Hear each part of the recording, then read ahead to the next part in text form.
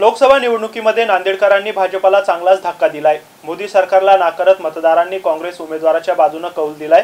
काँग्रेस उमेदवार वसंत चव्हाण यांनी विद्यमान खासदार प्रताप पाटील चिखलीकर यांचा दारुण पराभव केला आहे। या अटीतटीच्या निवडणुकीत वसंत चव्हाण यांना 5,28,894 मतं मिळाली, तर प्रताप पाटील चिखलीकर यांनी दुसऱ्या क्रमांकाची मते घेत 4,69,452 इतक्या मतांचा आकडा गाठलाय। या निवडणुकीत वसंत चव्हाण यांनी पहिल्या फेरीपासूनच आघाडी घ्यायला सुरुवात केली। चिखलीकर यांना ही आघाडी एकही फेरीत तोडता आली नाही। यामुळे वसंत चव्हाण हे 59,452 इतक्या मताधिक्याने विजयी झाले। वसंत चव्हाण यांनी विजयाचे श्रेय मतदारांना दिले आहे। लोकशाहीचा घ्यावी ते घ्या लोकशाहीचा विजय झाला कशाला त्याचा नाही पाहिजे हो सोबत ठेवलं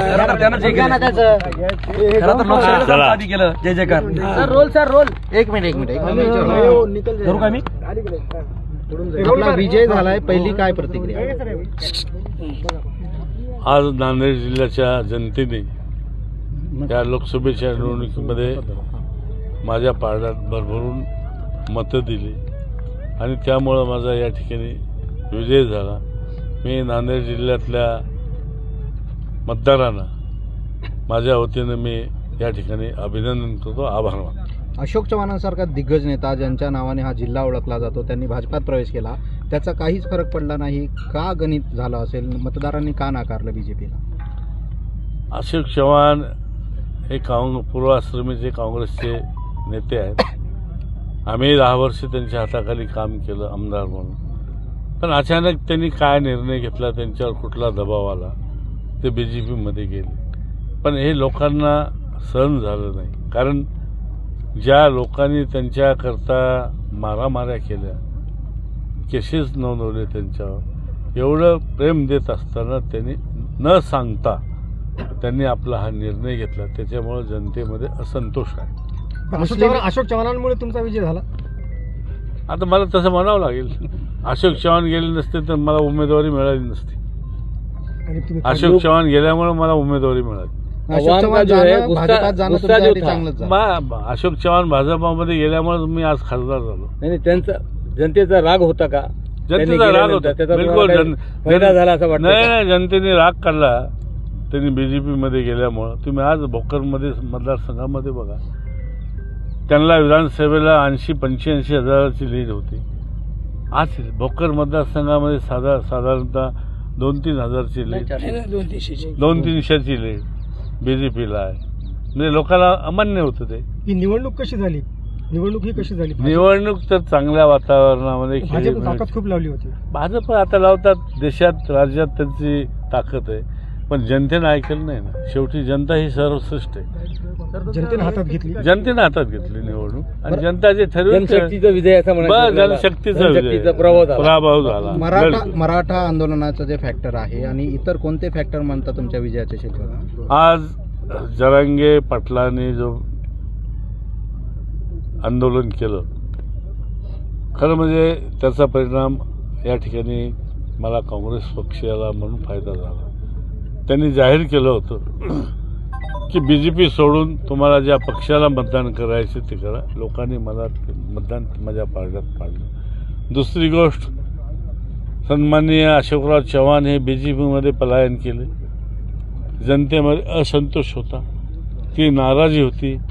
तिसरी गोष्ट, या 10 वर्षामध्ये मोदी सरकारने सर्वसामान्य लोकांच्या हिताच्या दृष्टीने कसलेही निर्णय घेतले नाहीत। आज या देशामध्ये महागाई आहे, सूषित बेकारी वाढली, शेतीमालाला भाव नाही, व्यापाऱ्यांना GST द्यावी लागते। हे अनेक प्रकरण या 10 वर्षामध्ये आज जनता सोसत आहे। म्हणून जनतेने सुद्धा ही कंटाळून आज काँग्रेसच्या पाठीशी, आणि तुम्ही बघा महाराष्ट्रामध्ये कौल सर्वसाधारण काँग्रेसच्या पाठीशी उभा टाकले। नांदेड़ के कई लोग आपको जानते भी नहीं, लेकिन उन्होंने आपको वोट दिया, तो क्या कहना चाहेंगे? अरे भाई, कोई भी कैंडिडेट जब खड़ा होता है सब क्या मतदार पहचानते भी नहीं। मुस्लिम समाज ने आपको बड़ी तादाद में वोट किया है, तो उनके विकास के बारे में कोई एक नया एजेंडा लेके चलेंगे? करेंगे ना। अब खासदार तो बन के आ रहे हैं हम, किसी हालत। नांदेड़ के बहुत सी समस्या है, मुस्लिम समाज के है, मराठा समाज के है, धनगर समाज के है, इतर समाज की भी अनेक समस्या है। जो हम बाद में अब सत्ता आने के बाद आप करेंगे। नाना पटोले उपासना असं म्हटले होते की ही जागा पाडण्यासाठीच अशोक चव्हाणांना आम्ही भाजपात पाठवलंय. मग जर नाना पटोले किंवा मग अशोक चव्हाण स्वतः इच्छुक असतील पुन्हा काँग्रेसमध्ये यायला, तुमचे तर ते नेते आहेत, तुम्ही स्वागत करणार? आम्ही कदापि स्वागत करणार नाही. सृष्टी निर्णय घेईल. ओके. तर दुसरीकडे पराभूत उमेदवार प्रताप पाटील चिखलीकर यांनी जनतेने दिलेला कौल मान्य असल्याचे सांगत हा पराभव मान्य केला आहे. आपली प्रतिक्रिया काय आहे? नाही, जनतेने दिलेला कौल मला मान्य आहे. मी पराभव अतिशय नम्रपणाने स्वीकारलेला आहे. 5 वर्षामध्ये खासदार म्हणून अतिशय प्रामाणिकपणानं काम करण्याचा प्रयत्न केला.